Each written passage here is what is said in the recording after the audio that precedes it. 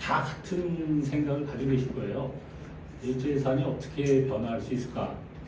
또 내가 현재 가지고 있는 주택이나 땅이 어떻게 변화할까? 이런 거에 대해서 다 궁금증을 가지고 계실 텐데, 현재 조합집행부에서는 조합 설립 이후에 이런 설명을 한 번도 안 해주시더라고요. 그래서 이번에도 또 경제입찰은 쉽지 않겠다라는 생각이 들어서 한번 그 조합장님이 얘기하시는 그 500억 증가 부분이 되게 궁금하더라고요. 제 생각에는 500억이 증가가 된다는데 메이저 시공사가 들어오면 왜 500억이 증가가 될까? 또 그 증가되는 거를 조합원이 100명이니까 1인당 5억씩이다. 그게 제 생각에는 합리적이지 않다라는 생각이 들어서 그걸 한번 분석을 해보게 됐어요.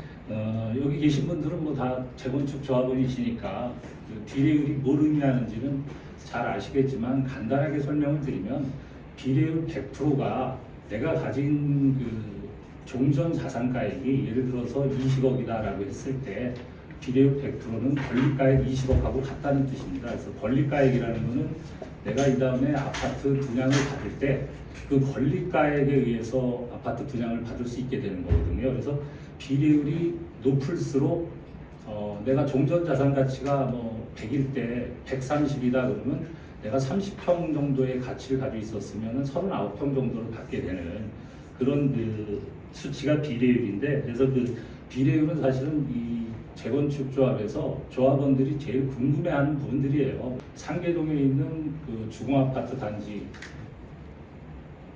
그 재건축을 하면 현재 시세가 5억인데 건축 부담금이 5억이 나온다. 그래서 결국은 재건축을 거의 포기하는 단계에 이르렀다. 라는 그런 정책 결정을 할 수 있는 게 비례율이라고 볼 수 있습니다. 그러니까 결국은 상계동에 있는 주공 5단지가 종전 자산 가치가 5억인데 추가 부담금을 5억을 내야 된다는 건 비례율이 50%밖에 안 된다는 뜻이에요. 저희 7구역 같은 경우에는 다른 재정비 구역에 비해서 매물 비용이 현재까지는 별로 없어요. 제가 그 정보몽땅에서 찾아본 자료에 의하면은 현재까지의 매물 비용은 한 20매석 정도밖에 안 되거든요. 그러면 뭐 그게 저희가 조합원이 100명이라고 했을 때 한 2,600만 원 정도의 비용인데 그 정도의 매물 비용은 그렇게 큰 건 아니거든요. 근데 현재 사업성이 굉장히 좋다. 그렇다면 좀 더 속도를 올려가지고 더 빨리 하는 게 맞는 거예요. 그러니까 비례율의 가장 근본적인 그 계산 방식은 보면은 전체 그 우리 종전 자산 가격을 분모를 하고 우리가 가지고 있는 전체 자산, 조합원들이 가지고 있는 전체 자산이 분모예요. 그러니까 분모가 커지면은 비례율이 떨어지겠죠. 그러니까 조합원들의 자산 가격이 올라간다는 것은 뭐 예를 들어서 땅값이 올라간다든가 주변 시세가 올라가면 같이 올라가겠죠. 그러면 개개인은 내 집값이 올라가니까 좋은 거 아니야? 라고 생각했지만 비례율 측면에서는 마이너스입니다. 분모가 커지면 비례율은 떨어지게 돼 있어요. 그러면 비례율을 높이는 가장 좋은 방법은 뭐냐면 이 사업 수익이거든요. 사업 수익은 뭘로 이루어지냐면 크게 네 가지인데, 첫 번째는 조합원 분양대금, 두 번째는 일반 분양대금, 세 번째는 이제 저희가 기부 체납 형식으로 내게 되는 소형 임대주택에 대한 그 가격인데, 그 가격을 저희가 다 인정받지는 못하고 그 건설 원가 수준에서만 인정을 해줍니다. 저희가 소형 임대주택을 13채를 25평짜리를 지금 서울시에 기부 체납하게 돼 있는데 그 원가가 작년 10월 기준으로 한 20억 정도밖에 안 잡혀 있습니다. 그러니까 한 25평 하나당 한 1억이 안 되는 거죠. 그러니까 저희가 25평을 일반 분양을 하게 되면은 반배 6구역의 그 DH 그 분양가인 6,497만 원 정도, 한 6,500 정도로 하게 되면 한 17억 정도? 17억 정도 되는 게 원가로는 한 1억도 안 잡힙니다. 그게 이제 세 번째고, 네 번째가 이제 상가에 대한 부분인데, 저는 저희 이 조합 집행부가 하는 일을 보면서 제가 이런 일을 하게 된 이유 중에 하나가, 윤정희 조합장님 항상 업무에 바빠서 톡을 못 하신다는데 그 정보몽땅 들어가는 자료가 있다고 하지만 정보몽땅에 아무리 들어가서 찾아봐도 그런 자료들을 못 찾겠어요. 그러니까 어떤 얘기냐면 이 세 가지 외에 나머지 네 번째 이제 이 수익에 들어가는 부분이 이제 상가 분양 부분이거든요.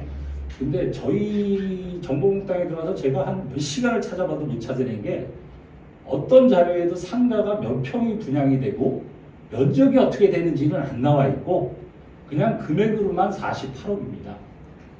그러니까 이게 면적으로는 뭐 몇 제곱이다, 몇 평이다 이런 자료를 아무리 찾아봐도 안 나와요. 그래서 도대체 이 48억이라는 건 어떤 계산으로 산정이 된 건지, 그러니까 몇 평을 뭐 예를 들어서 10평짜리 상가 뭐 8개를 8억에 분양해서 48억인 건지, 뭐 20평짜리 상가를 분양해서 어떻게 되는 건지.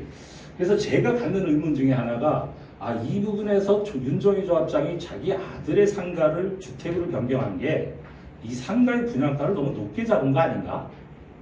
그런 의혹도 좀 있어요. 왜냐하면 이 48억인데 예를 들어서 상가를 10개 분양하면 한 개당 4억 8천이니까 경쟁력이 있겠죠. 아무리 상가를 작게 분양해도 전용 면적 10평은 할 테니까요. 근데 48억이 잡혀 있는데